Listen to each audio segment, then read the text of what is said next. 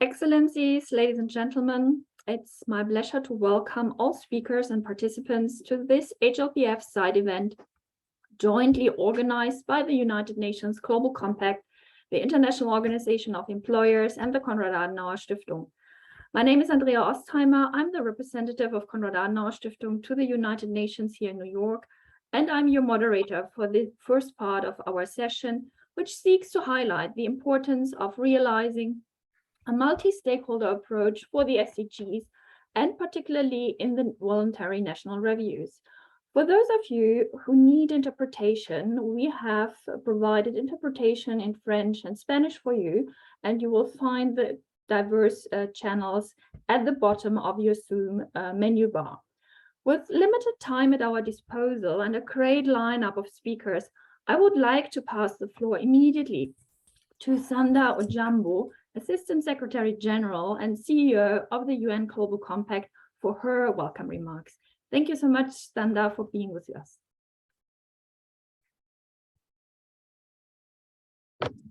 Well, thank you so very much for that warm welcome, and good morning, good afternoon, good evening to all of you, dear friends, wherever you may be. I'd really like to give you a warm welcome to this hybrid convening that focuses on realizing the multi-stakeholder approach for the Sustainable Development Goals and the Voluntary National Reviews, which is organized on the sidelines of the High-Level Political Forum, or the HLPF as we call it, and in partnership with the International Organization of Employers, IOE, who are good friends and long-standing partners at the Global Compact, and Konrad-Adenauer-Stiftung CAS Foundation, with whom we collaborate periodically. We truly have a robust panel this morning: Global Compact local networks, representatives of Voluntary National Review focal points, government ministries that the local networks support, employer federations, who will all share how multi-stakeholder partnerships are pursued at the national and at the sub-national level. At the global level, we'll also hear from UN partners such as the Development Coordination Office and select permanent missions of member states to the United Nations on their perspectives about how to pursue and realize multi-stakeholder partnerships to achieve the Sustainable Development Goals. Allow me to also just give a special and warm welcome to the Minister Iqbal from Pakistan, Roberto Suarez Sanchez, who's a dear board member of the Global Compact, and Ambassador Chris Liu, who is a new friend that I truly look forward to meeting sometime in person as well. So ladies and gentlemen, a brief overview about the VNR process, which aims to facilitate the sharing of experiences, including successes, challenges, and lessons learned, with a view to accelerating the implementation of the very important 2030 Agenda for Sustainable Development. From the UN Global Compact perspective, we have 69 local networks and operations in a number of locations worldwide, and we truly stand ready to support the UN resident coordinators to strengthen information on and monitoring and tracking of VNR preparation and follow-up. Truly committed to bringing the voice of the private sector and keeping these activities voluntary yet state-led and undertaken by countries across the world, whether developed or developing, and equally important, making sure that we bring in a multi-stakeholder approach. We've worked extensively with the Development Cooperation Office, as in DCO, since 2020, to closely design the role of the partnership development officers, especially in regions such as Latin America and Caribbean, where the Global Compact and DCO have developed joint work plans and in the process of collaborating on resource mobilization and private sector engagement strategies. In a few moments, you'll hear about how the Global Compact local network in Pakistan worked with the government's Ministry of Planning on the 2021 SDG status report. This collaboration is bearing a healthy fruit as they continue to work forward on Pakistan's VNR process. You'll also hear from our local network in Uruguay that is working with the Government Office of Budget and Planning and has now broadened its engagement to the Agency for International Cooperation in Uruguay and continues to engage in the VNR process. And this type of successful collaboration continues in other countries. In fact, in 2022, this will mark the third year that our local network in Argentina is contributing to the VNR process. So I thank all of you for your collaboration and your contribution. It really demonstrates that multi-stakeholder partnerships are a vital part of sustainable development. So I look forward to continuing to join forces with the business community and all of the stakeholders around the table today and for future VNR processes to really fulfill the vision that was set forward for the Global Compact when we were founded 20 years ago, which is to bring, the human face to the global market from a private sector perspective, but also as the private sector sits around the table as a stakeholder to the sustainable development goals, very important to show that we can continue to collaborate and participate in driving the very important sustainable development agenda forward. So I look forward to listening in on the discussions, and I'll hand back to the moderator. Thank you very much.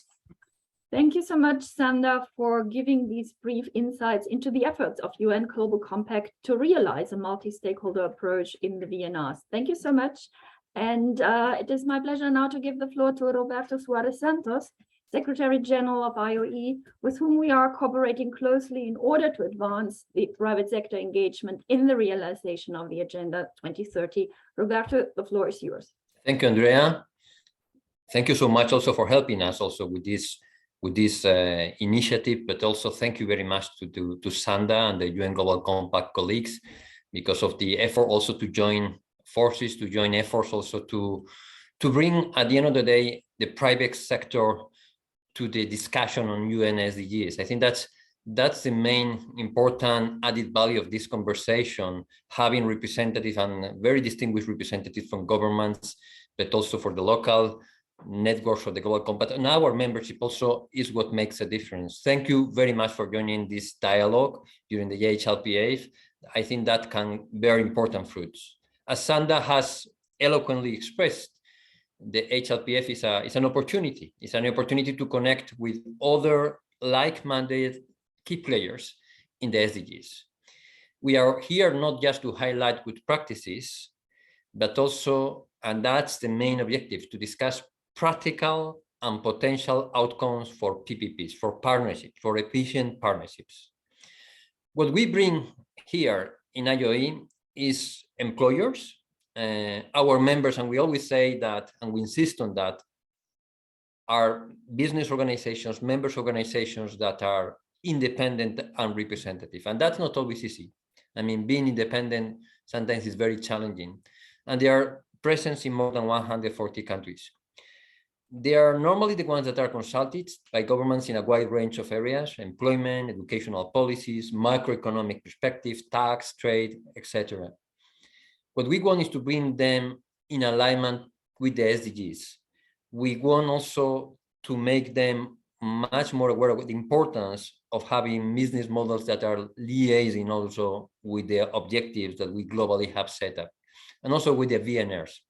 I have to say that many of these companies are small and medium, and they're struggling to survive. They're struggling to survive in very difficult circumstances: weak institutions, corruption, informality, energy prices, inflation, growing financial restrictions, now restructuring in supply chains.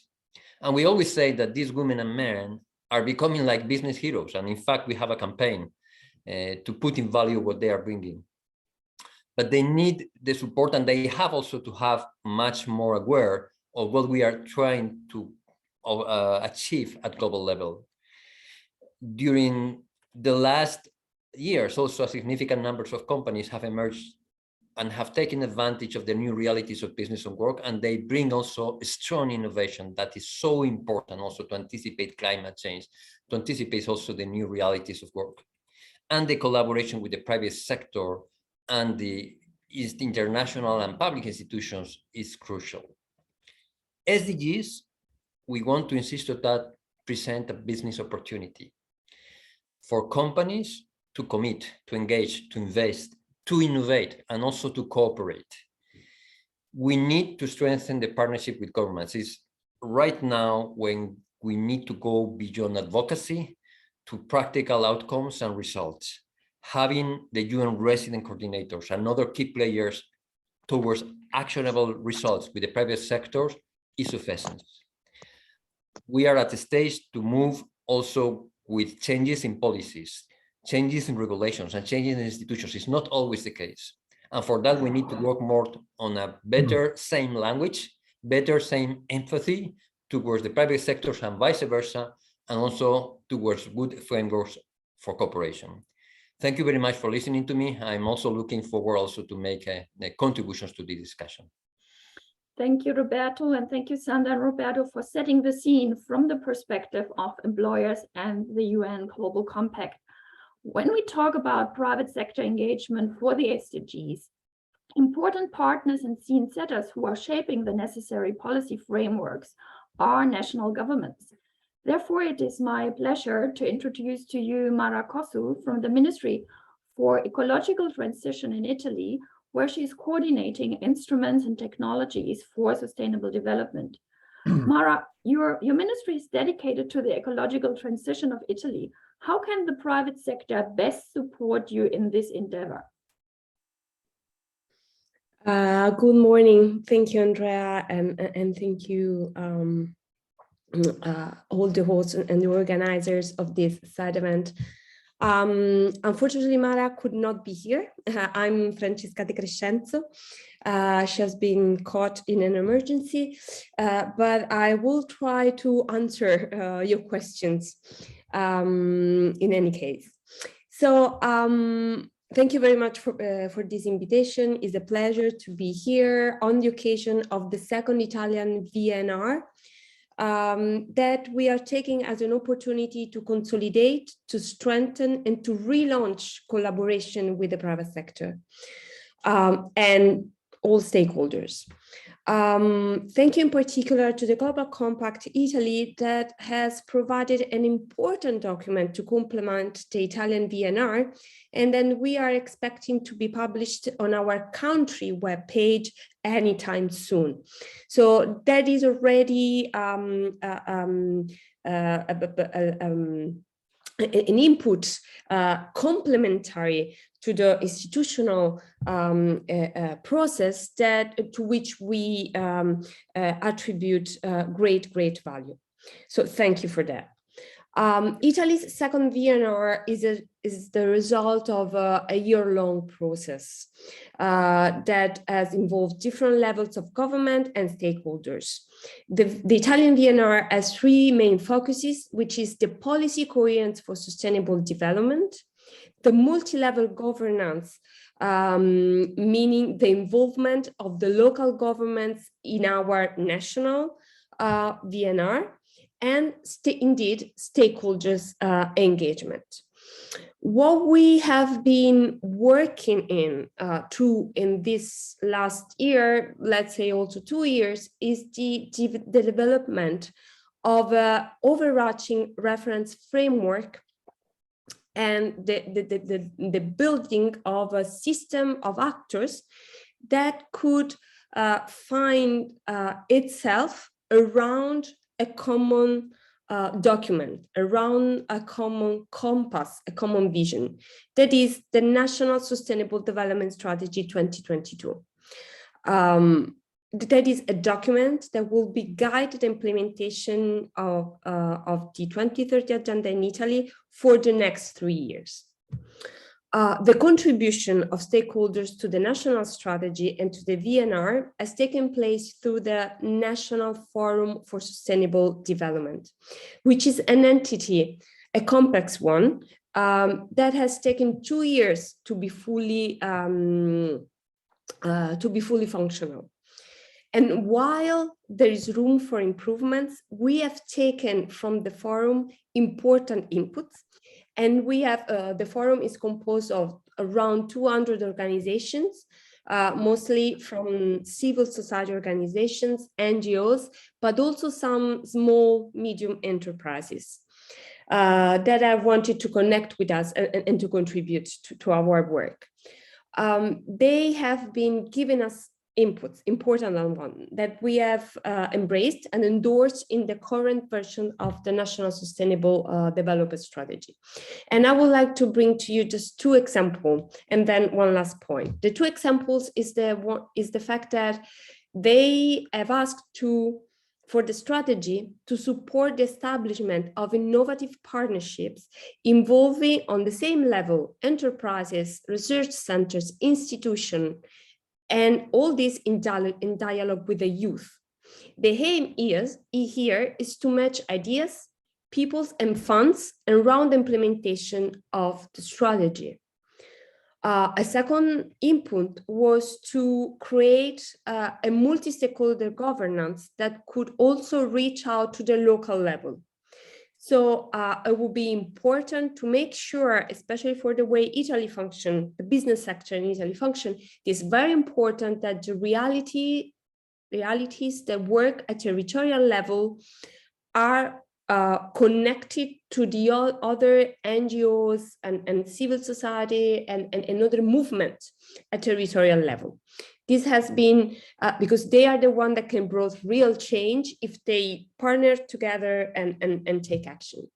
So my last point is taken from the progress report, the UN Global Compact Annual Progress Report. There is one indication that you put there relating to Italy, and this is the fact that Italian companies have a lower level of awareness on the SDGs and on the action required to reach the global goals. Well, what we think it could be very useful in the future is to partner around the implementation of the National Sustainable Development Strategy and to create the condition to work together around a single common framework.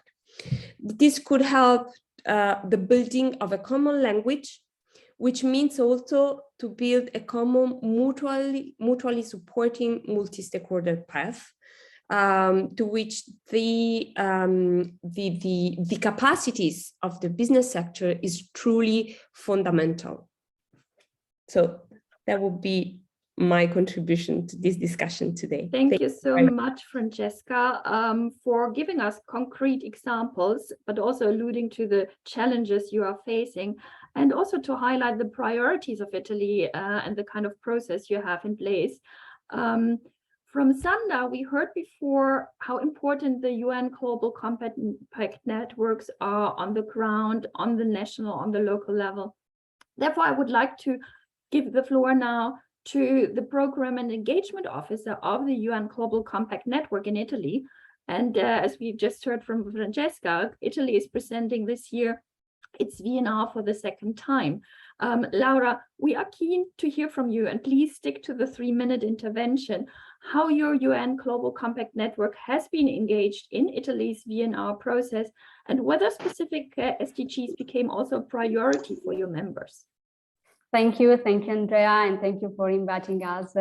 As we all know, the 2030 Agenda for Sustainable Development specifically mentions the private sector as one of the key players along governments, institutions, and civil society that can significantly contribute to reach all the 17 global goals. And it is well known also that the UN and governments haven't the resources to implement the whole agenda alone. So the UN system needs the contribution and help of the private sector to reach these challenging objectives. Moreover, the UN and its member states must seize the opportunity to engage with the business sector, creating strategic partnerships and advocating for businesses to embrace sustainable development. And on the other side, the 2030 Agenda for Sustainable Development offers the private sectors numerous opportunities to access new markets and institutional investments, and as well creating new jobs for new generations. And we are very proud that this year Italian Voluntary National Review includes also the contribution of stakeholders particularly active on sustainable development within the Italian country. And we all know that the UN Global Compact is the most important initiative on corporate social responsibility at global level. And the Italian network of the UNGC is one of the most active, with many Italian companies which are playing a leadership role on integrating sustainability in business. Now, more than 400 business entities, Italian business entities, are participating in the UNGC initiative, with a 500% increase from 2016. And this exponential increase demonstrates how the Global Compact is perceived by the private sector as a valuable and accountable organization, which provides crucial support to companies on their sustainable journey. And we are at the side of our companies on this path. Many Italian companies, for example, are committing in the Science-Based Targets Initiative, so they are focusing on SDGs number 13, with targets aligned with 1.5 degrees Celsius and efforts on setting also net zero objectives. Italy is also one of the leading countries in the UN CFO coalition for the SDGs, so a platform within the UN Global Compact where global CFOs and other corporate officers can collaborate with peers, investors, financial institutions, and UN agencies to develop principles, frameworks, and recommendations to integrate the SDGs in corporate finance and create a market for mainstream SDG investments. It is also impressive the ambition of Italy on increasing adopting circular economy models of production in order to efficiently use resources and limit waste. And another field that on that we are working a lot with our companies is SDG number 5, so gender equality, in order to promote equal conditions in their marketplace, in workplace, and also in the leadership at the leadership level. And so we also participate in the VNR process with a contribution on how the UNGC initiative is supporting business participants in their sustainability journey. From our experience and dialogue with our companies, we can identify some common challenges for them when regarding about sustainability. The big companies need support on involving their supply chains below the first year in reaching their corporate sustainability objectives. And other key issues for companies of large scale are the implication of the EU taxonomy and the process of the recent EU proposal for the Corporate Sustainability Due Diligence Directive. And these are two areas of future work for us supporting our companies. On the other hand, the SMEs, so small and medium enterprises, need more support, specifically in terms of economic resources, but also training and contents to boost the integration of sustainability within their business. So our experience is these two sides of the same coin. But at the end of the day, we are proud, very proud to be involved in this process. So we also thank the Ministry of Ecological Transition for involving us. But most importantly, we are very proud that the private sector is playing its part to reach sustainable development, hopefully by 2030. Thank you. Thank you so much, Laura, for these very practical examples, also for enterprises operating in an EU framework. And with this example from Europe, I would like to turn our attention now to Pakistan. Also, Pakistan is a second-time presenter in the VNR process, and we are honored and pleased to have His Excellency Minister Ahsan Iqbal, Minister for Planning, Development and Reform, with us this morning. Minister, we are interested to learn from you briefly how the Pakistani government brought in the private sector in your voluntary national review. In which areas also have you seen most added value from the private sector in this process? Thank you so much for making your time available for us. Thank you. Thank you very much. First of all, let me say it is a great privilege for me to be on the panel and represent Pakistani VNR.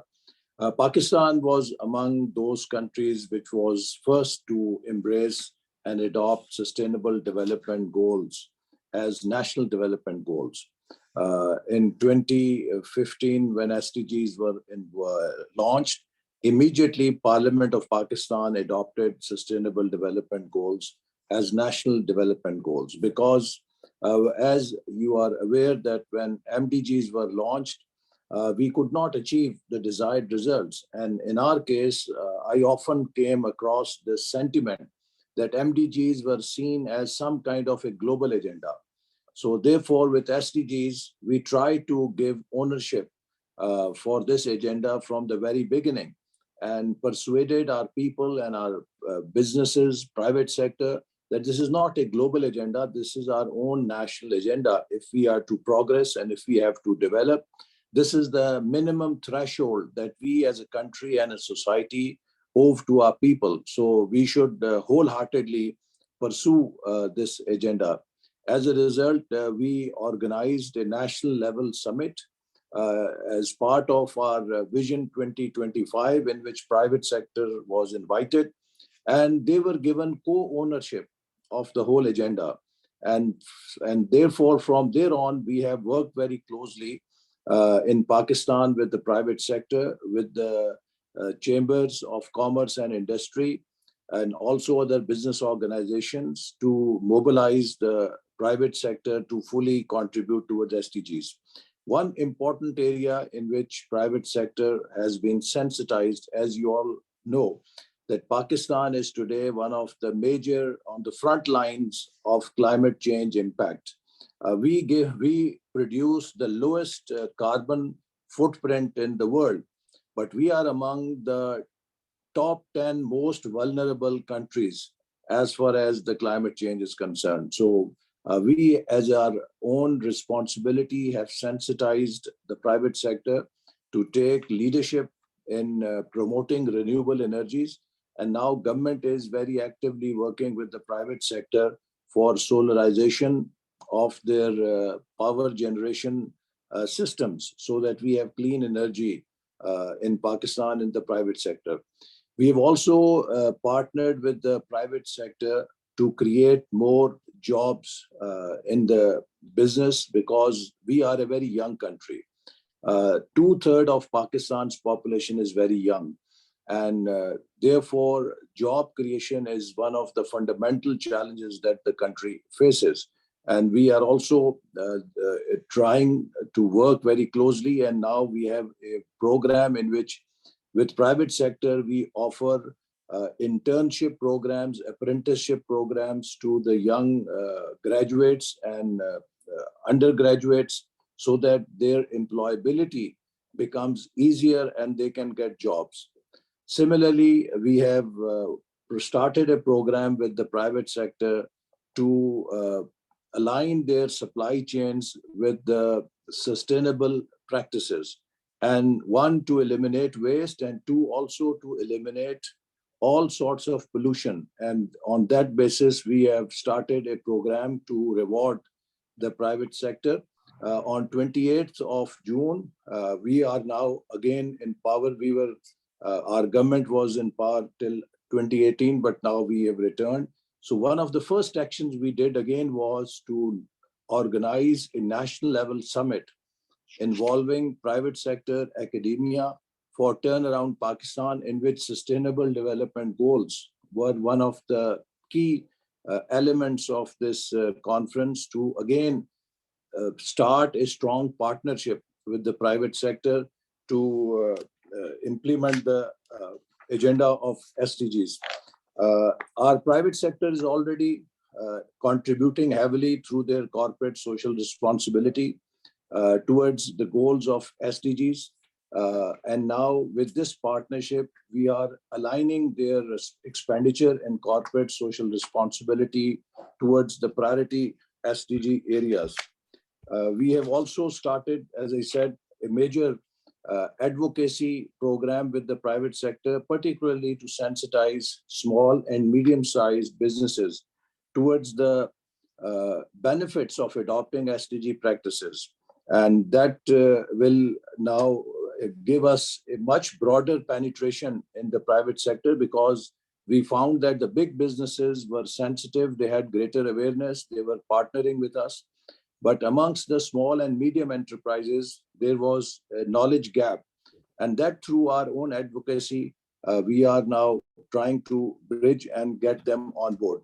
One important factor I would like to mention is that country like Pakistan, in last 3 years, has suffered greatly. One, first from the COVID, which impacted entire business sector of Pakistan. Their businesses were disrupted. They were forced to do some layoffs, and they also had to retain some employees beyond their capacity. Otherwise, there would have been big unemployment. And now, as we come out of the COVID, we have been hit by a major supply shock due to the Ukraine war.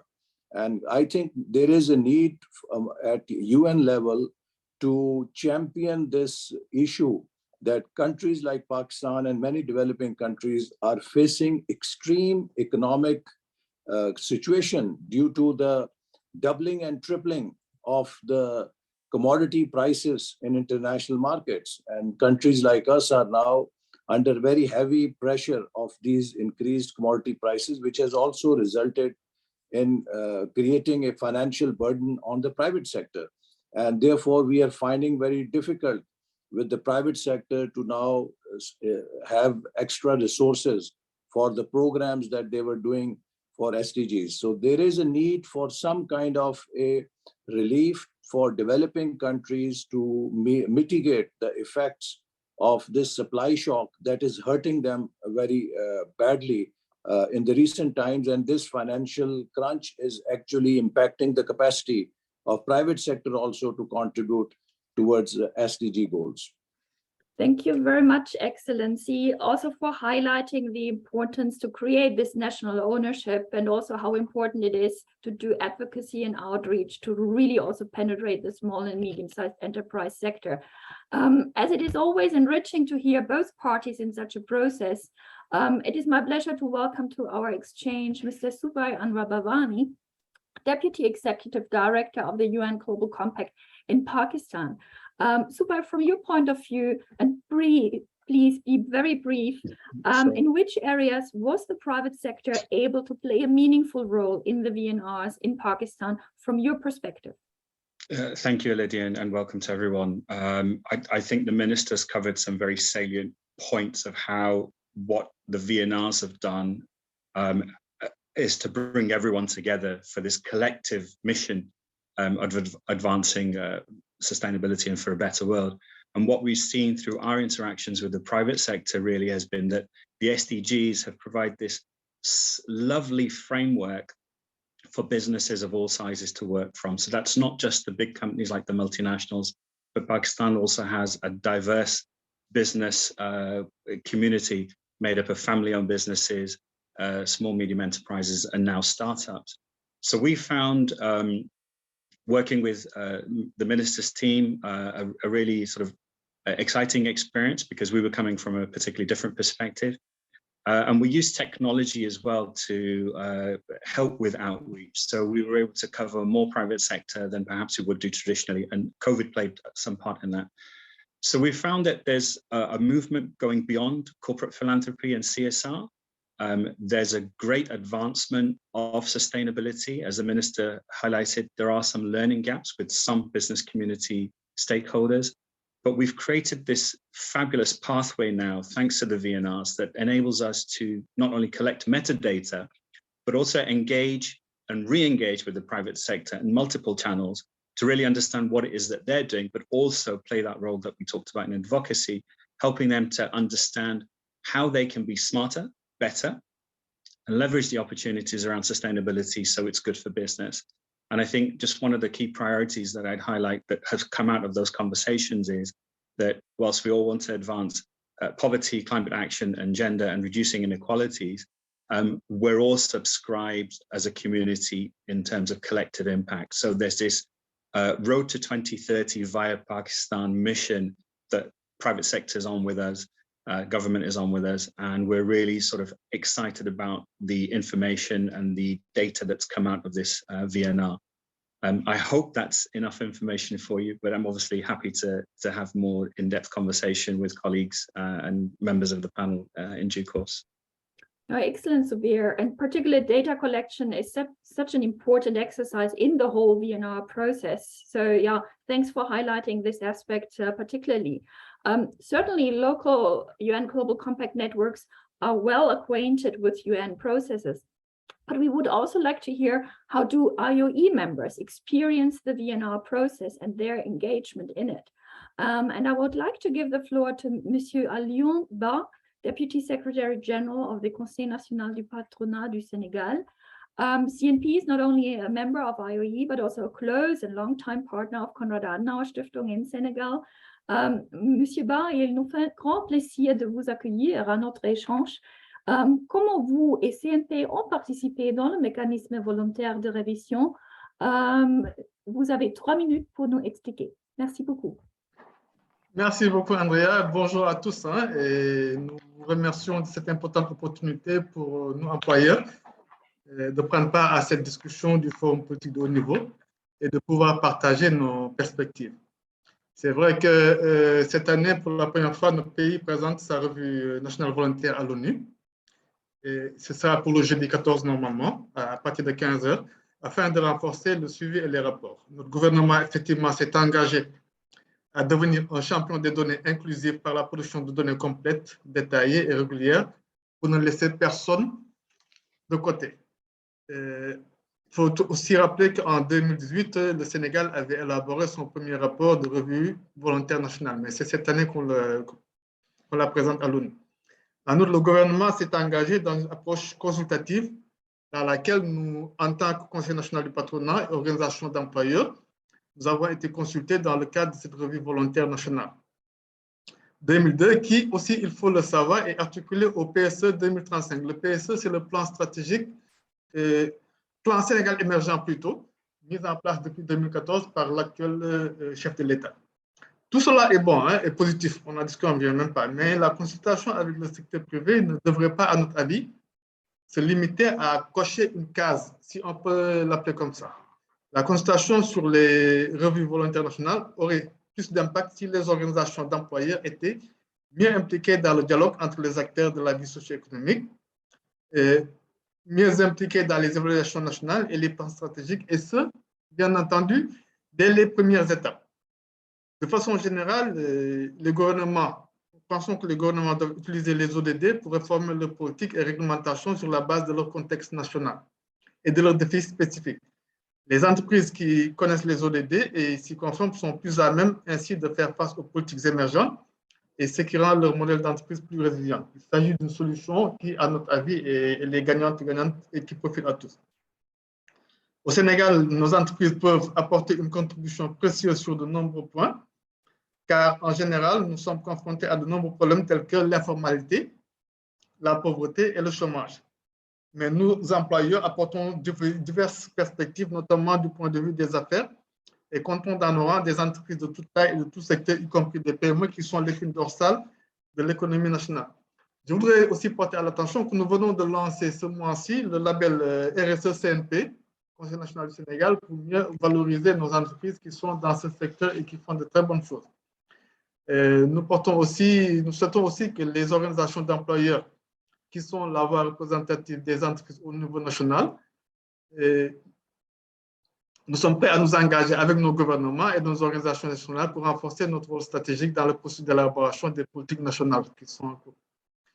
Le secteur privé doit être un partenaire de mise en œuvre des ODD dans de multiples domaines de l'agenda 2030 et non pas seulement une source de soutien financier ou un partenaire consultatif sur le papier. La planification et la gestion axée sur les objectifs, les données, le marketing et la communication sont des domaines dans lesquels les employeurs pourraient apporter leur contribution sur la base d'une solide expérience antérieure.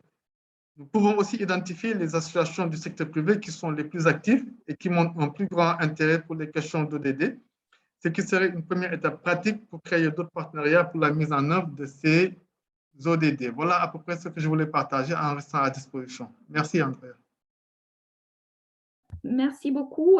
It has been very encouraging to hear how CNP has become a close and strategic partner for the Senegalese government. Thank you very much. Merci beaucoup, Monsieur Ba. Our next panelists are from Uruguay that has already presented its fourth VNR in 2022. And together with Togo, you are outstanding in this regard. And from Mariano Berro González, Executive Director of the Uruguayan Agency for International Development, we would like to hear where the private sector brings in added value to such a national review process. And with all the past experiences of VNRs which you had, where do you see also additional space for multi-stakeholder contributions? Señor González, usted tiene la palabra. Thank you very much, and thank you for the invitation. For the last 2 years, the government has been actively engaged in conversations with the UN system on the need to launch the UN Global Compact Network. Uruguay has a very strong public companies and needs the involvement of different productive sectors to move the economy to the next level, especially as a response to the post-COVID recovery. The cooperation agreement between the UN system and the government is a framework and guideline to involve the private sector in relevant topics. The chapter entitled "An Economy That Innovates, Creates Jobs, and Ensures Sustainable Development" is the reference point for creating collaboration between the public sector and the global compact. AUSI has been the focal point for the Global Compact Network since it began operations in our country. Our agency attended the launch event on behalf of the government and presented all possibilities for public-private collaboration. The event counted 200 attendants, which means that there is a high interest to keep working on these topics. During the first year of activities of the Global Compact Network, AUSI was very close to the creation of the value proposition and offered some feedback about the priorities and the government received from different chambers and sectors of the economy. AUSI acknowledges that the Global Compact is a strategic partner to strengthen the public policy. This year, the Planning and Budget Office and AUSI invited the UN Global Compact to join the writing process of the Voluntary National Review. In the past, this activity was supposed only by the ERC office. The involvement of the Global Compact allowed not only to include the information about the strategic alliances provided by the ERC office, but also to collect the information from all the different relevant organizations that work with the private sector in the sustainable agenda. The Global Compact has been collaborating with the most representative NGOs in the coordination of the sustainable agenda for the business sector. The Global Compact has brought an opportunity to our work. We link the private sector involvement in cooperation with the 10 principles. We would like also to mention 2 key projects in the framework of the joint SDG fund, one that promotes the private sector involvement in sustainable development, and another focused on renewable energy innovation fund for the clean tech solutions. We also promote this private sector participation in other projects focused on green certification and reducing the carbon footprint.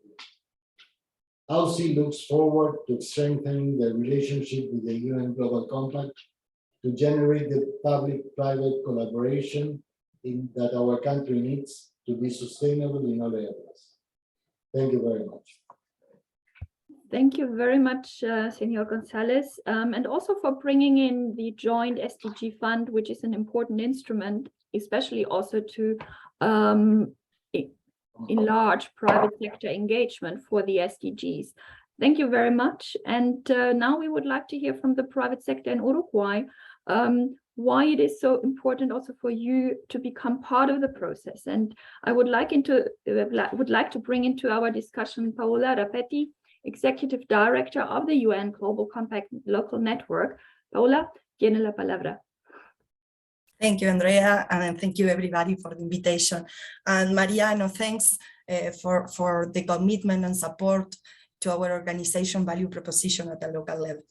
I would like to share with you some thoughts and learnings about the collaborating with the public sector, and in particular, our participation in the VNR drafting process. As Mariano said, our local network started operating in August 2021, and he participated on behalf of the government during the launch event. In this activity, he outlined the public-private challenges and opportunities in Uruguay, and in our first month of soft landing, the Uruguayan International Cooperation Agency was very close to us, providing support and guidelines about the national priorities and needs, as Mariano said recently. In relation to the VNR, the Planning and Budget National Office and the agency were the public counterparts in charge of the process. They invited us, Resident Coordinator Office and the Global Compact, to jointly write down the chapters related to partnerships and the private sector. This year, Uruguay will be reporting the step taken regarding the most important national transformation. So with the participation of the Global Compact, Uruguay was able to integrate more complete information from the private sector. To follow the process, we took a collaborative approach, like all my colleagues from other countries explained. It means that we understood that it was crucial to involve the local organizations that have been working with the private sector in topics relating to sustainability and corporate social responsibility. When we launched the Global Compact in Uruguay last year, there were almost 4 organizations working here, BILAB, DERES, and others, each one trying to push the 2030 agenda at different levels and with different approaches. The 5 organizations together reach almost the 80% of the companies that are working in sustainability at a local level. So the strategy that we follow in order to collaborate and not compete was to create a working group with the participation of the 5 organizations, including the new global network, Compact Network. And in this group, we agreed on the leading of each organization in different topics. In the case of the Global Compact, we were the organization in charge of being in contact with the public sector due to our position within the UN system and the RC office. So when the VNR process started, we brought the information to the working group and asked all the organizations to present the highlights of their activities for 2021 related to sustainable development and the SDG agenda. In summary, the UN Global Compact was in charge of collecting all the information submitted by the colleague organization, preparing the draft, and making a review of the partnership chapter. At the end, we present all the information to the government to be integrated into the VNR. During the process, we can highlight some learnings. First of all, it's important to strengthen relationships with organizations that have been working with businesses at the local level with the aim of coordinating and create value for the whole sector. The UN Global Compact is looking to be a referent in the SDG agenda, and we are trying to lead this collaboration process. Second, the importance of having a clear focal point as a counterpart within the public sector in order to make the collaboration as an operational process with tangible results. And third, the opportunity to work together with the RC office in all the topics relating to 2030 agenda within the private sector. We consider that we are the perfect partner for them, and it was the strategy that the Global Compact LATAM is validating in a small country as Uruguay that could replicate in other countries of the region as an expansion strategy. Finally, and most importantly, as a Global Compact, we have the purpose of encouraging business for good. And this intention is possible if we make the pie bigger and better, and that means public and private sector working together. We truly believe that the Global Compact can build a bridge for that purpose and create a collaborative platform. So that's all, and thank you very much.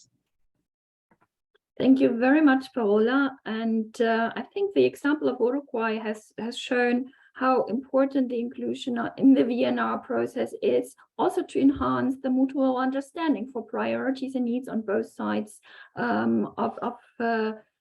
be it public sector, be it private sector.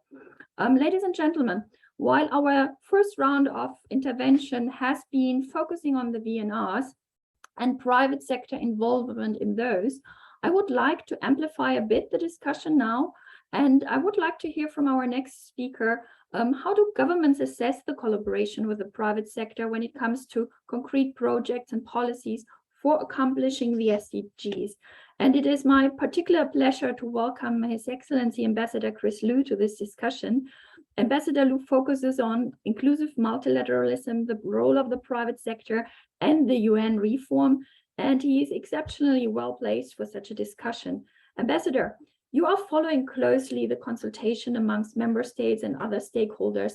Where do you see room for improvement, and are there specific areas where you would like to see more input also from the private sector? I can't hear you, Ambassador.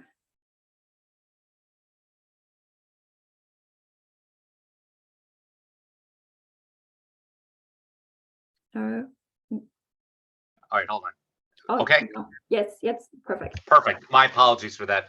First, let me thank IOE for convening this important conversation. You know, as the Secretary General lays out in our Common Agenda report, the private sector plays a critical role in building on the Sustainable Development Goals by creating innovative technological solutions to tackling all of the global crises that we face, whether it is climate change, pandemic, threats to human rights, humanitarian crises, migration, food security. And we here in the United States under the Biden administration are committed to inclusive multilateralism, of which a key component is the private sector, whether we're talking about large multinational companies or we're talking about small and medium-sized corporations. It's one of the focuses of the work that we do at the U.S. mission to the United Nations. We are looking to partner more with companies to ensure that their policies both align, their investments align with the SDGs. So let me give you a couple of examples. With respect to migration, we know that people migrate for a variety of reasons, but one of the reasons is for economic opportunity. They're looking for jobs. And if we could do more to create jobs in their own home countries, that reduces the incentive for them to leave and they can build a better life for themselves at home.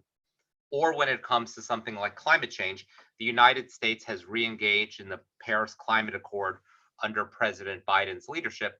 But even during the previous administration of the previous 4 years, the private sector in our country continued to make great strides forward on reducing greenhouse gas emissions and developing technologies to make renewable energy more affordable and accessible. But I want to focus specifically on SDG 8, which is my favorite because prior to serving in my current role, I served as the U.S. Deputy Secretary of Labor. And SDG 8, for those of you that are not familiar, is about promoting inclusive and sustainable economic growth, employment, and decent work for all. And on that one specifically, we know that private sector engagement is critical. There's several that are just jump out. 8.3, which is about supporting entrepreneurship and the growth of micro, small, and medium-sized enterprises. 8.5, which is about creating decent work for young people and persons with disability. 8.7, about ending forced labor and child labor. 8.8, which is about safe and secure working environments. So we, as the largest contributor to the United Nations, understand that the United Nations, in the development work it does, can create some of these opportunities, but we can't do it alone.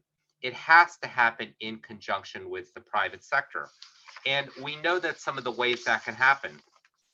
We know, for instance, that companies need to be committed to creating wealth for their employees and not just for their owners and shareholders. We need companies that provide fair wages, embrace equal pay, expand parental leave, create safe workplaces. We need companies that expand training programs, including apprenticeships, and bring people into the workforce who are currently on the sidelines. And that's especially important for young people who, in so many parts of the world, don't have economic opportunities. It's about marginalized minority groups. It's about people with disabilities. And we also know that companies can do more to create supply chains that promote labor and environmental sustainability. So we at the U.S. mission look forward to collaborating with not just businesses in our country, but throughout the world in promoting practices that incentivize movement on all of the SDGs. But as I said, in particular on SDG 8, which is one that has to have private sector engagement. So let me just pause there and continue the dialogue with you. Thank you very much, Ambassador Liu, for highlighting really the importance of SDG 8 for private sector engagement and also the initiatives from the US government. First of all, I would like to thank all panelists and speakers for this tremendously rich input that you have already provided to our exchange today. Thank you so much for sharing your very practical experiences of bringing private sector into the VNRs and to engage national governments with companies. So I would like to move on now to the next part of our exchange and hand the floor back to Roberto Suarez Santos, who will engage the resident coordinator, Shompi Sharpi, based in India, on a discussion about collaboration at the global level and how can we make the required policy changes for the private sector to play a role in achieving the SDGs, also with an emphasis on the future of work. So Roberto, the floor is yours. Thank you very much, Andrea. I will also try to be as efficient as you have been with the managing of time. And thank you very much, Mr. Sharp, for joining us in this exchange. I've been looking to your CV, and one of the things that really caught my attention, if I may say, is one of the awards that you have, which is Policy Champion. And at the end of the day, what we are talking here is about how to change sometimes policies to implement them properly. It's not just a question of companies individually making pledges or unilateral commitment, but also to having also the public institutions also engaging to some extent. I have a question, a very specific question for you. You have been witnessing the UN reform and also the role of the resident coordinators, how it has been enhanced in the last 2 years. And how do you see the scenario evolving? How do you see the impact? And how do you see the private sector in general? We have already handled different conversations with resident coordinators around the world, with business and employees organizations. But from your perspective, what's missing? Where we are in terms of the private sector engagement with you as UN resident coordinators, and also with employers organizations? That's the specific question that I will like you to handle, and then we can have a dialogue on this basis. Thank you very much again for joining. Well, thank you very much, Roberto, and greetings to everybody. Thanks to the organizers, IOE and KAS, and always a pleasure to join you in these discussions. I think that just starting a little bit from bigger picture, as the colleague had just mentioned, Ambassador, that the SDGs, our common agenda, outlines the true core importance of business in achieving the SDGs. It's the time is long past that we looked at certainly the international community or even governments for the true engine of delivering the SDGs in terms of if you look at financing flows that globally the private sector business is really dwarfing the rest. So we need those bold investments around the people, planet, and sustainability. Luckily, I think we've all of us in this business for some time. We've seen a sea change in terms of the way in which business is looking at issues like SDGs, like sustainability. So it's more going far beyond. We used to look at corporate social responsibility, actually charity, and then CSR, this sort of thing. And in recent years, I think the pace is incredibly fast, that this language is changing. And so it's increasingly, in a way, easier for us in the development business to find common purpose and to demonstrate the value proposition to business. I mean, I think that obviously the business case for sustainability is increasingly clear. You look at, as was mentioned, I mean, increasingly employees want to have a career of purpose. They want to see that their contributions to the global community are going beyond the bottom line. Customers, investors, I mean, all over, everybody is looking at sustainability and SDGs. And so this really makes our job a little bit easier. I think that also the role, as we've seen in these recent crises, and we have pandemic, we're trying to emerge from. Now we're facing food and energy crises from kind of senseless war, climate change moving fast apace. So we see the really important critical role of business, of government, of the whole of society approach also in building resilience to these crises. I want to just very quickly, if I may, mention. So I'm the resident coordinator for the UN in India, but really our relationship, our new look, let's say post-reform look, is also at the highest levels being driven again by the General Assembly report on partnerships and UN business partnerships. And as a result of that, realizing that we do need to scale up the kind of collaboration between business and the UN system, together with IOE and KAS, we formed a partnership.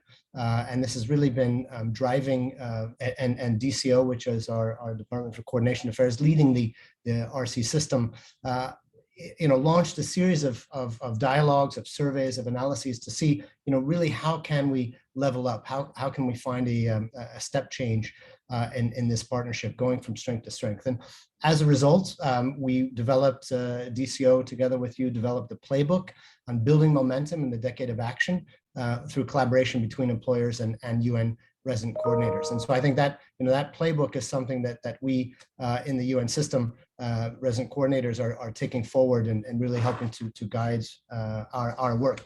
So, on the ground, and of course, I'm representing UN in India, as I mentioned. It's an incredibly exciting time. I mean, the business sector in India is obviously playing at the highest levels globally. We have real heavyweights, world-class businesses who are investing heavily in sustainability, electric mobility, these sorts of areas, tech, and we have the doubling of unicorns in India in the last, not even 2 years, 18 months, I think. Now the third largest number of unicorns in the world. So there's a lot of real excitement. But clearly there are a lot of challenges and opportunities. India has the world's largest youth population. And so, the challenge is to make sure that this is a demographic dividend rather than, a burden. And that's really where business comes to the fore. I mean, that's how it's going to be delivered. So we're able to, through my leadership as resident coordinator, bringing the totality of the UN system together. For example, in India, we have 26 UN entities on the ground, but we have to deliver together, find those synergies, because it's a very big country, and we're present across the states, and one state has a population of larger than France or the UK. So the scale of opportunity is incredible, and we often say that in India, it's not unreasonable to say that perhaps up to half of the SDGs are here. They have to be delivered here when you look at the numbers. So a lot of different ways that we're approaching this, and I'm providing that coordination added value. The UN India Business Forum, for example, brings together over 130 different large companies and industry associations, and very happy to have your partnership. And Global Compact India, of course, is an important partner there. We used that platform to drive the VNR consultations as well. Then, we have a number of different streams where we're partnering with private sector. And I know we don't have time to go into all of these things, but I just came back from Gujarat, from a rural community where they do salt mining under very harsh conditions. We're partnering with UN Environment Program, bringing them together with Renew Power, a growing renewable energy company, and SEVA, a very large cooperative that has 2 million women members and working in micro enterprise. And we're helping to train the women to become solar engineers, to help provide basically a cadre of people who are able to repair solar panels, as that really the demand for solar explodes in India. We're working in sustainable fashion together with the fashion industry, in sustainable tourism with the tourism industry, sustainable tea production as well. So, I could go on and on. There's so many different really, really exciting directions for partnership with business. And again, the main point is that business increasingly sees it's not what you do with your money, it's how you make your money. I mean, both are important, but it's increasingly what is the business that you're in and how to make that sustainable, how to make your money in a sustainable way. And then finally, of course, government. I mean, we're working in the policy dimension, as you rightly noted, working with government's very much on the forefront of creating an environment in which businesses increasingly ease of business, but in a sustainable way. We do have a 2% CSR law that the businesses are providing sort of net profits, and we're part of that story. But across, civil society, many different actors are helping businesses invest those fundings. There's national voluntary guidelines on social and environmental and economic responsibilities. There are a number of different ways governments also looking at driving a national action plan on business and human rights. So looking at also the human rights angle as well. So I guess I don't want to take too much time. That's probably already more than I was allotted, but really exciting times. Thank you. No, thank you to you. I mean, and you mentioned some examples, and I know that you have been engaging also with our members, and of course with the Global Compact. At the end of the day, those are the connections that already exist. I mean, the local network also work with our members. In the case of India, it's CII, but also Fiji, and one of the angles that they are raising is precisely skills anticipation, and for that you need policies. And I can tell you it's not there, but I have to say that the engagement, sometimes also, if I may say, I don't know how to explain here that, because we have also government representatives, but sometimes the complicity that we can have with UN resident coordinators also to change policy, it can be a driving force. Okay, sometimes you see that well, on the side of governments there is some conservative approaches, or some reluctancy, or some burdensome limitations. And if we manage also to persuade more together with the UN resident coordinations to anticipate the skills for climate change, for instance, or to bring an agenda which is much more effective in terms of impact on some of the programs that we have on employment policies, for instance, that would be really a big difference. And that's why these dialogues are important. You mentioned the playbook, and we are going to work further on that, and we'll announce that later. What we want is to bring that collaboration further, also to work also with governments, but the policy change that is needed in the business community. I'm not sure, Andrea, but that was supposed to be a far. Now there's a question for me, I understand, or that you have to make me. I'm not very used to this kind of, so I'm very clumsy on that. I think actually, Roberto, I mean, I've prepared a question for you. So this is it's a two-way street, so to speak. Yeah, basically, I think I would like to really hear from you.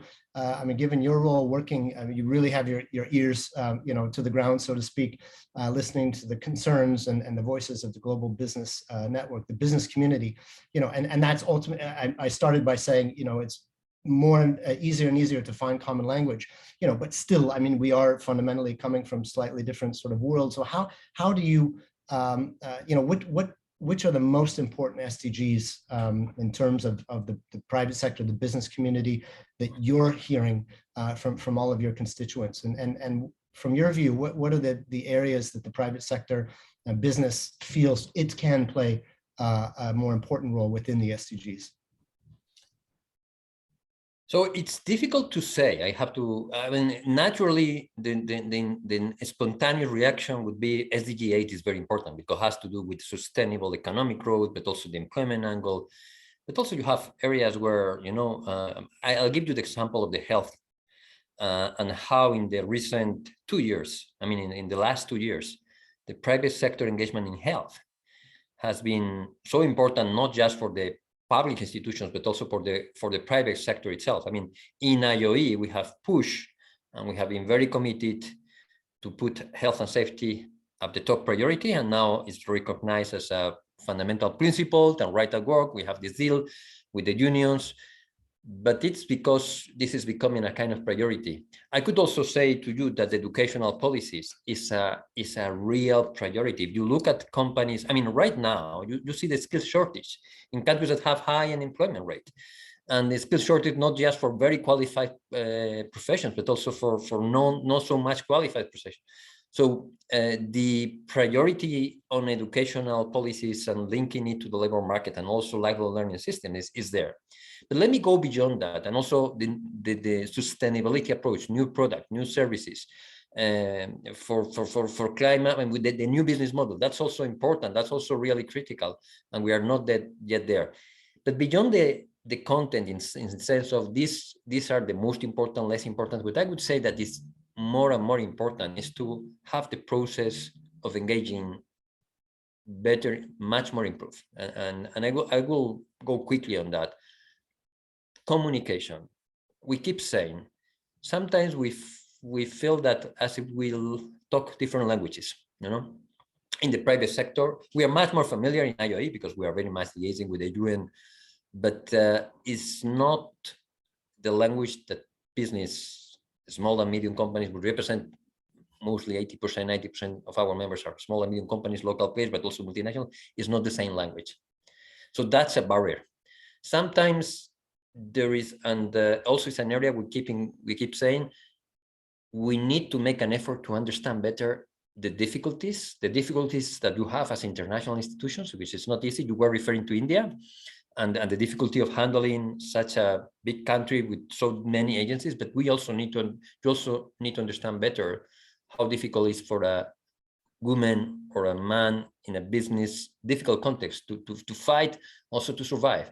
And this kind of empathy needs to be better work in terms of communication. And finally, we need good frameworks for partnerships.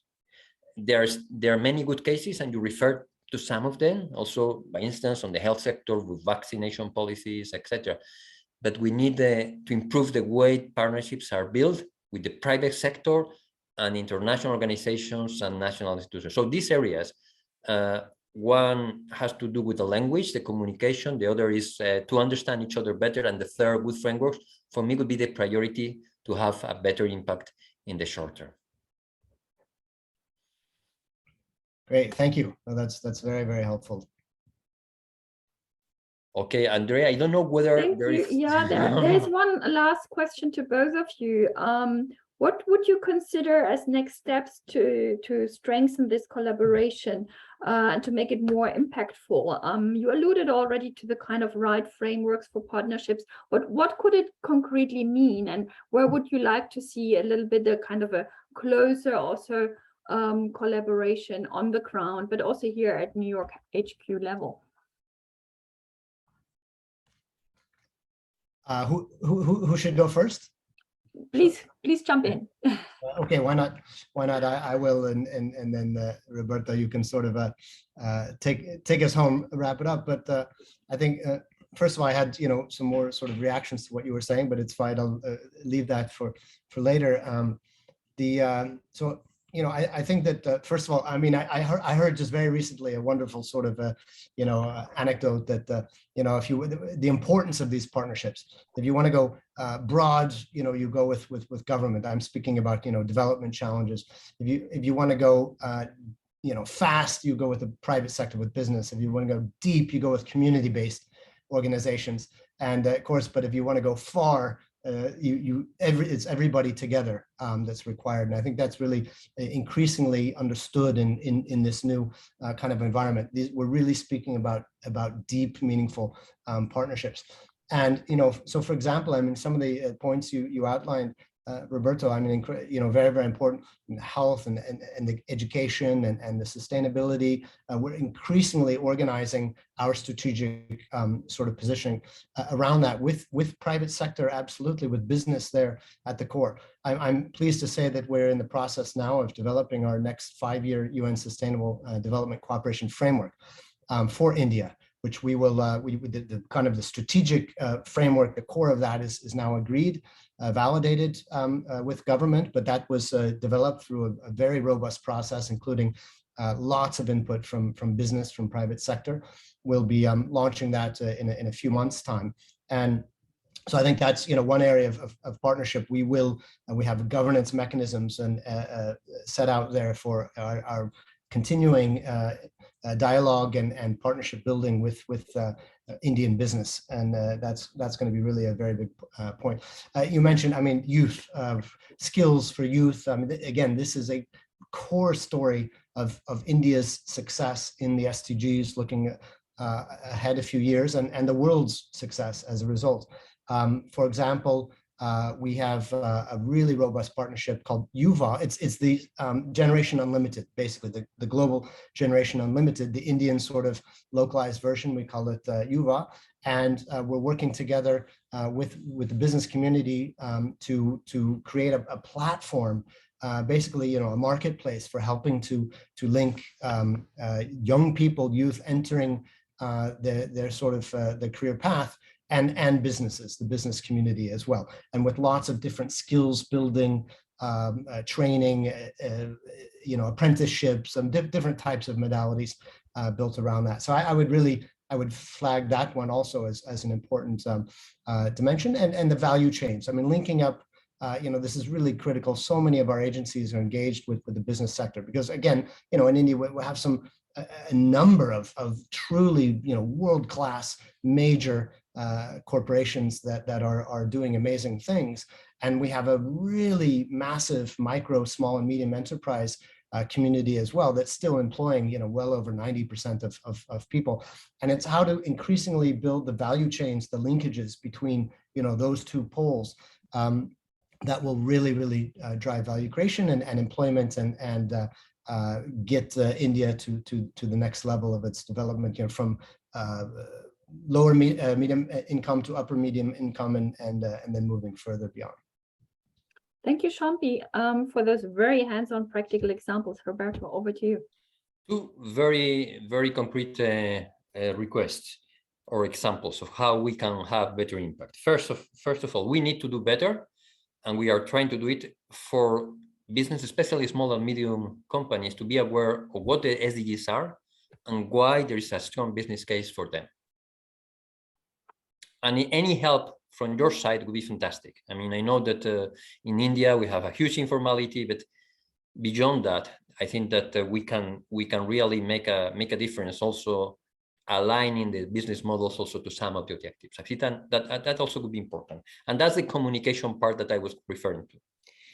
The other area, concrete area where we can make an effort, UNDAFs. I mean, you refer to the framework for of each country for development cooperation, which is also linked to your role as UN resident coordinators.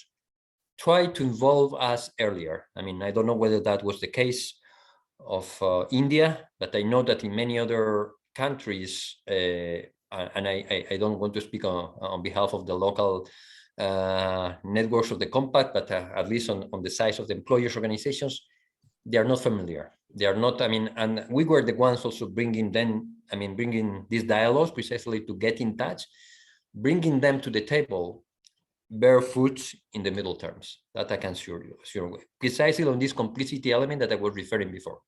So two concrete examples, bringing before in the design of the UNDAFs, the private sector, in our case through employers and business organizations. And the second area is more on communication and also being aware of what the SDG means for a private company, for a small and medium company in practical terms, and why that's important for them. Thank you, Roberto, also for this very concrete input. While we were discussing and really covering a broad terrain, we have received already in our chat room a lot of questions, and I would like to hand over now to Shay for the moderation of this Q&A session with our participants. Shay, over to you. Thank you, Andrea. And this has been a fabulous conversation with so many different countries and so many different perspectives. But we have received questions directly, actually, from some of our federations from Africa and also Asia. And so one of the things the first thing that I wanted to raise was, and this is for Sanda and Roberto, you raised the issue that today we're talking about the VNRs, but the VNRs are a process, and they are part of the country analysis, which leads into, as Shambi had said, the cooperative frameworks. And then the VNRs, it's a whole year of discussion, et cetera, et cetera. What are the roles, and sometimes I think people have this question, IOE host in many countries the Global Compact Network, but not always. And sometimes there's a network where the federation is not necessarily involved. And sometimes we don't have, in some of the LDCs, we're struggling because we don't always have necessarily a network, etc. So IOE and Global Compact complement one another because they are very similar, but at the same time, there's the advocacy part, but then there's also the really deep dives into the policy issues that if we want to reach the SDGs, we need to start addressing informality, the skills deficit, jobs, employment, etc. So how do you see your roles? How do you define your roles clearly for people who are on the line to say, who should they engage with and how best can we take this forward in working together? So maybe Sanda, I'll let you have the floor if that's possible. Sure, thank you, Sharon, and thank you for also, framing a little bit how, the Global Compact may show up in different countries. And as you rightly say, in some instances, we partner with IOE as a hosting organization. In others, a lot of our local networks are independent and therefore, are not part of a hosting organization. In other countries, we have, for example, a business sector, an umbrella business association that hosts them. But, irrespective of the hosting, the hosting arrangement, I think what is really important is what the Global Compact represents and what it brings forward in terms of the VNR process. So, where we do exist as a local network, as we call ourselves in country, it really is the opportunity to join an umbrella network of businesses that are engaged in doing principal business that contributes towards the sustainable development goals. And, being part of the UN system and representing a mechanism for private sector engagement, what we then do is become a voice for the contribution into the overall, UN narrative in country. And certainly, as we've seen, it has been illustrated by local networks here today, a representative into the VNR process. So what I would say, and, for anyone wanting to engage, is what's important in country is to look for who then is the umbrella organization that represents business, or in the case of IOE may represent, the employer and labor in another instance, because we're not also as the Global Compact present everywhere as an entity, but to find the relevant platform where you can bring that voice of business to this very important multi-stakeholder engagement. I know my colleague Harold put in the chat earlier a link on how to engage with the Global Compact, and there you'll find information on where we are and how we are present. But I think the intent is really to be able to bring the private sector voice to the table, irrespective of what the hosting arrangement or partnership arrangement may be. But over to, I guess, Roberto, I'm sure you have a view as well. Well, I have to be very, very sincere. I think that the Global Compact is very inclusive. And the fact that I'm a member of the board of the Global Compact, the fact that, some of our members are hosting local network, not always, but also the fact that we have this event really refers to the strategic alliance that we have with the Global Compact. And we want to be very clear, we do not compete with the Global Compact, rather the contrary. We think that this is a win-win situation. They have, of course, the Global Compact is linked to the principles, it's linked to the SDGs. Our members sometimes have some weakness, but also some strong points. The idea is here to see how we can collaborate further to bring the private sector together. And there are areas in which we have a strong expertise. By instance, all that has to do with industrial relations. It's our normally hardcore. And there are other areas in which the local network is really much ahead. So there's a kind of win-win situation that we bring to the table. And I think in the recent years, and I think, Sandra, you have had an important role there. We are more and more aligned in terms of objectives, in terms of how we have to proceed, how we have to have dialogues together, and also to avoid any overlapping. And that's going to bear fruits in the middle term. So for companies, I mean, there's two. I mean, the employee organization normally deals with a broad rate of issues, but it's clear that the local network is with the principles, but also with SDG in a different manner. It's not uncompatible. It's also quite important that they're engaged in both organizations. Okay, thank you. And I'm not sure if Ambassador Liu is here, but I see that there is a question for you specifically. I know that you've been involved in, is Ambassador Liu here? Is he still here?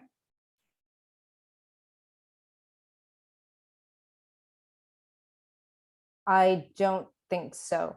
There is a question about a template for IOE members, which I think is really important, that maybe we put it out there for countries to sort of say, where is the Global Compact network? Where are the federations? And making it easier for countries and employers and private sector to be engaged in the various networks.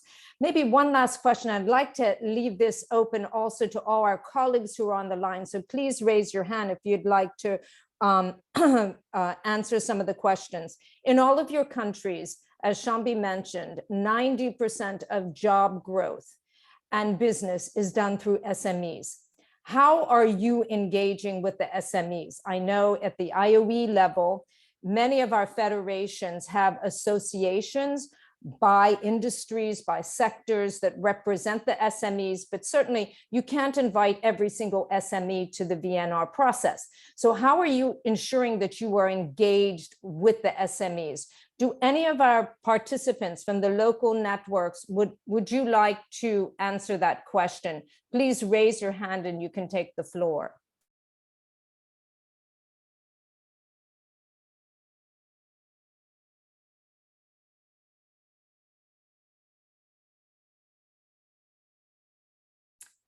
No, I don't see anyone raising their hand. So maybe Roberto and Sandra as well, if you'd like to raise that, reply to that.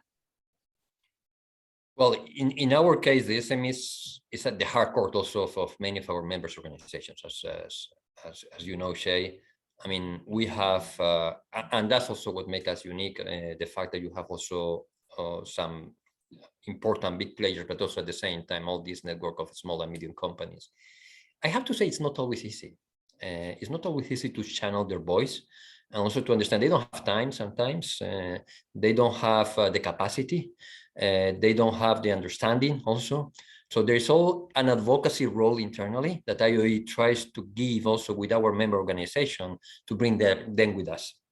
And that's precisely one of the added values that we have is this struggle that we have also to make them understand that there is some global debates that can affect them and also where they need to engage.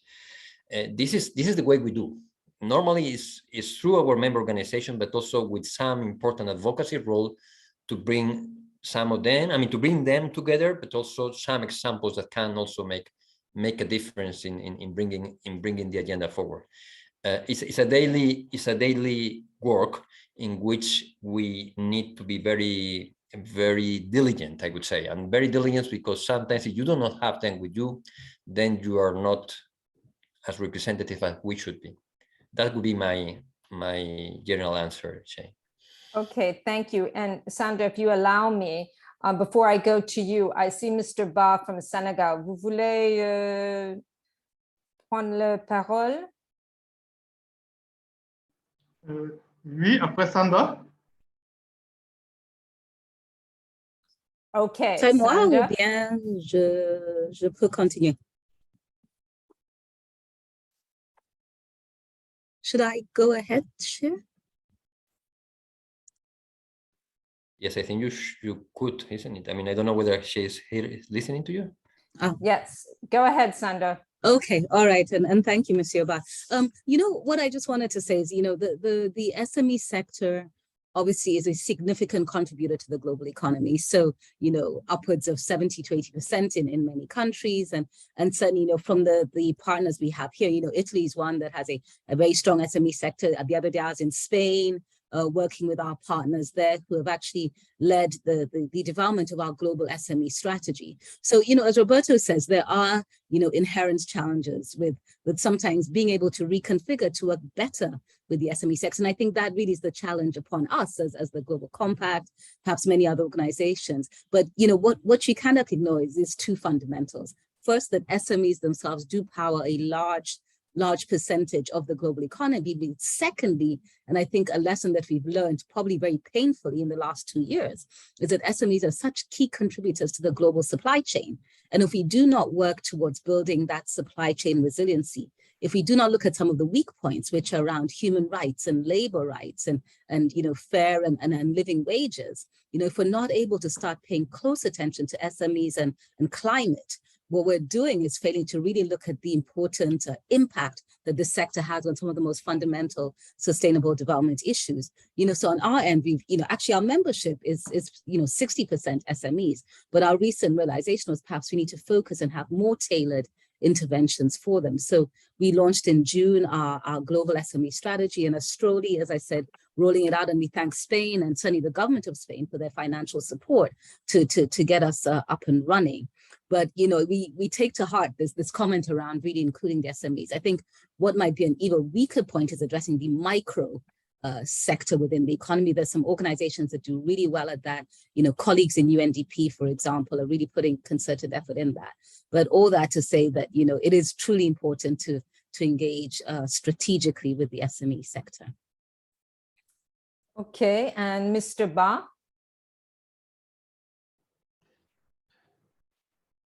Merci beaucoup. J'adhère parfaitement et entièrement aux deux dernières interventions. Et comme l'a dit Roberto, la grande difficulté que nous avons ici, c'est la communication envers les paiements. Elles sont éparses, elles sont multiformes et elles sont confrontées à d'autres difficultés, ce qui fait qu'effectivement, des fois, mettre en place ou bien mettre en commun une personne dédiée à tous ces problèmes devient une charge supplémentaire. On essaie, nous, souvent, de les regrouper de temps en temps pour faire passer nos messages, pour aussi dans le relais avec leurs partenaires, que ce message puisse être transmis. Mais j'avoue effectivement que ce n'est pas évident en termes d'approche pour pouvoir toucher le maximum d'entrepreneurs de paiement dans ce niveau. Nous essayons aussi de voir quelle autre approche on peut faire. Mais la grande difficulté, c'est la disponibilité du personnel et la communication envers ce secteur cible. Si on sait ici que, par exemple, au Sénégal, il est retenu que plus de à peu près 90% de l'économie est constituée soit d'informels ou de petites et moyennes entreprises. Bien entendu, comme un peu partout, une PME au Sénégal, elle est différente d'une PME dans d'autres pays qui sont à un niveau de développement un peu plus élaboré. Voilà ce que je voulais partager. Merci beaucoup.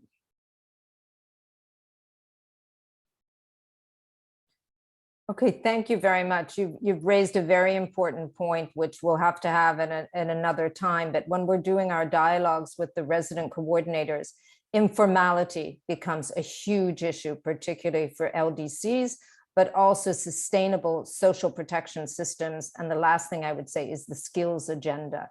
So those are three huge topics that we'll have to discuss at another time. Andrea, I'll pass the floor back to you.